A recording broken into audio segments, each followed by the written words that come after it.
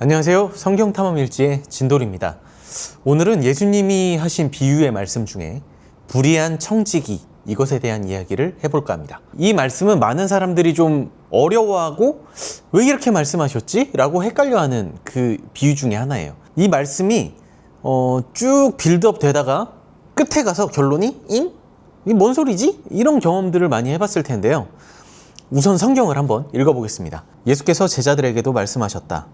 어떤 부자가 있었는데 그는 청지기 하나를 두었다. 그는 이 청지기가 자기 재산을 낭비한다고 하는 소문을 듣고서 그를 불러놓고 말하였다. 자네를 두고 말하는 것이 들리는데 어찌된 일인가? 자네가 맡아보던 청지기 일을 정리하게. 이제부터 자네는 그 일을 볼 수 없네. 그러자 그 청지기는 속으로 말하였다. 주인이 내게서 청지기 직분을 빼앗으려 하니 어떻게 하면 좋을까? 땅을 파자니 힘이 없고 빌어먹자니 낯이 부끄럽구나. 옳지, 내가 무엇을 해야 할지 알겠다. 내가 청지기의 자리에서 떨려날 때에 사람들이 나를 자기네 집으로 맞아들이도록 조치해 놓아야지. 그래서 그는 자기 주인에게 빚진 사람들을 하나씩 불러다가 첫째 사람에게 당신이 내 주인에게 진 빚이 얼마요? 하고 물었다. 그 사람이 기름 100마리요 하고 대답하니 청지기는 그에게 자, 이것이 당신의 빚문서요. 어서 앉아서 50마리라고 적으시오 하고 말하였다. 그리고 다른 사람에게 묻기를 당신의 빚은 얼마요? 하였다. 그 사람이 밀 100섬이요 하고 대답하니 청지기가 그에게 말하기를 자, 이것이 당신의 빚문서요. 받아서 80섬이라고 적으시오 하였다. 주인은 그 불의한 청지기를 칭찬하였다. 그가 슬기롭게 대처하였기 때문이다. 이 세상의 자녀들이 자기네끼리 거래해야 하는 데는 빛의 자녀들보다 더 슬기롭다. 그러므로 내가 너희에게 말한다. 불의한 재물로 친구를 사귀어라. 그래서 그 재물이 없어질 때에 그들이 너희를 영원한 처소로 맞아들이게 하여라. 지극히 작은 일에 충실한 사람은 큰 일에도 충실하고 지극히 작은 일에 불의한 사람은 큰 일에도 불의하다. 너희가 불의한 재물에 충실하지 못하였으면 누가 너희에게 참된 것을 맡기겠느냐? 또 너희가 남의 것에 충실하지 못하면 누가 너희에게 너희의 몫인들 내주겠느냐? 한 종이 두 주인을 섬기지 못한다. 그가 한쪽을 미워하고 다른 쪽을 사랑하거나 한쪽을 떠받들고 다른 쪽을 업신여길 것이다. 너희는 하나님과 재물을 함께 섬길 수 없다. 이 말씀은 정말 이해하기 어려운 말씀이에요. 청지기는 주인의 재산을 관리하는 사람이죠. 이 사람이 잘못된 일을 하니까 이 주인이 이 청지기를 해고하려고 하는 겁니다. 그랬더니 이 청지기가 자기가 쫓겨나면 먹고 살 길이 걱정이니까 주인한테 빚진 사람들을 하나씩 불러다가 빚을 탕감해주기 시작해요.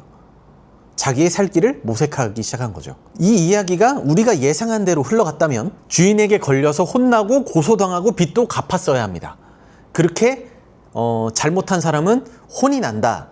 권선징악의 이야기처럼 끝났어야 우리가 예상하는 대로 결론이 나는 그런 사건이 됐을 건데, 그런데 예수님은 이 불의한 청지기가 주인에게 칭찬을 받았다라고 말씀을 하세요. 여기서부터 이해가 안 되는 거예요. 이상해지는 거죠. 불의한 사람을 예수님은 싫어해야 되는데 왜 불의한 청지기를 칭찬하시고 이야기를 마무리했을까? 여기에서 이야기의 초점이 잘못됐다는 것을 인지해야 됩니다. 이 이야기는 비유예요. 실제 일어난 사건이 아니죠.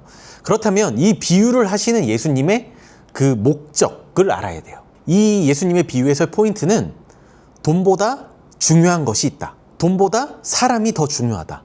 돈보다 너의 생명이 더 중요하다. 이 이야기를 비유로 말씀하고 계시는 건데요. 불의한 건 분명히 잘못된 거예요. 이건 분명한 거예요. 하지만 예수님이 이 이야기를 하신 비유에는 이런 불의한 청지기도 무엇이 더 중요한지는 알고 지혜롭게 행했다라는 이야기를 하시는 거예요. 그리고 이 이야기를 듣는 사람들에게 너희는 어떻게 생각하니? 너희한테는 뭐가 더 중요하니?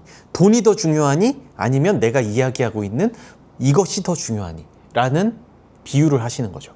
돈을 대하는 자세가 지금 우리의 보편적인 가치관을 기준으로 이야기를 좀 해보자면, 돈이 사람보다 중요하다라고 말하는 이 보편적인 가치관을 아니라고 말하고 싶지만 쉽게 부인하지도 못할 거예요. 돈을 더 벌기 위해서, 더 높은 사회적 지위에 올라가서 더 많은 재산을 가지고 더 많은 것을 누리면서 이 땅을 살기 위해서, 더 윤택한 생활을 위해서 우리는 살아갑니다. 그렇기 때문에 이 이야기에서 이 불의한 청지기는 주인의 재산, 주인의 돈을 피해 입혔으니까 그 가치관의 기준에 따라서 고소를 당하고 감옥에 가고 피해를 갚아냈어야 돼요. 이것이 보편적인 우리의 생각입니다.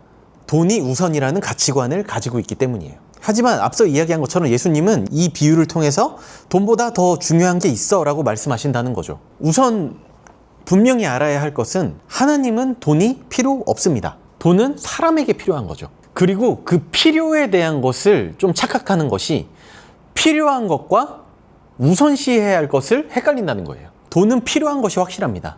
돈은 필요해요. 하지만 이 돈이 왜 필요한지 그걸 알아야 되는데, 돈이 필요한 이유는 삶을 위해서죠.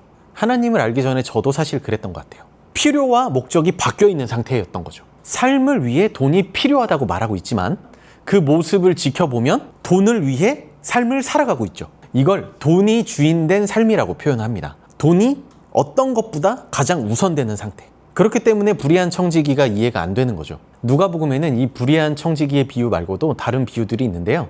14장에서 16장까지 쭉 나오면서 여러 가지 비유들이 있는데, 이 비유들에는 다 각각 이야기하고자 하는 것이 있습니다. 하지만 이 비유를 이렇게 모아놓은 누가복음의 저자인 누가가 전하고자 하는 이야기가 있다는 거예요. 비유들이 이런 거가 있어요. 큰 잔치의 비유, 소금에 대한 이야기, 잃어버린 양에 대한 비유, 되찾은 드라크마의 이야기, 되찾은 아들, 그 돌아온 탕자라고 하는 둘째 아들의 이야기, 부자와 거지에서 나오는 이 거지 나사로의 이야기. 이 비유들이 이렇게 한 번에 묶여 있는데, 이것들을 통해 말씀하시는 것은 하나님의 나라에 대한 겁니다. 그리고 그 하나님의 나라를 살아가야 할, 하나님의 자녀들이 가져야 할 올바른 가치관에 대한 이야기죠. 한 종이 두 주인을 섬기지 못한다. 그가 한쪽을 미워하고 다른 쪽을 사랑하거나 한쪽을 떠받들고 다른 쪽을 업신 여길 것이다. 너희는 하나님과 재물을 함께 섬길 수 없다. 돈의 지배 가운데 살 거냐? 하나님의 나라를 사는 하나님의 자녀로 살 건가? 이것을 이야기하는 겁니다. 둘 중에 하나로 선택하라는 거죠. 오늘의 기록은 여기까지입니다.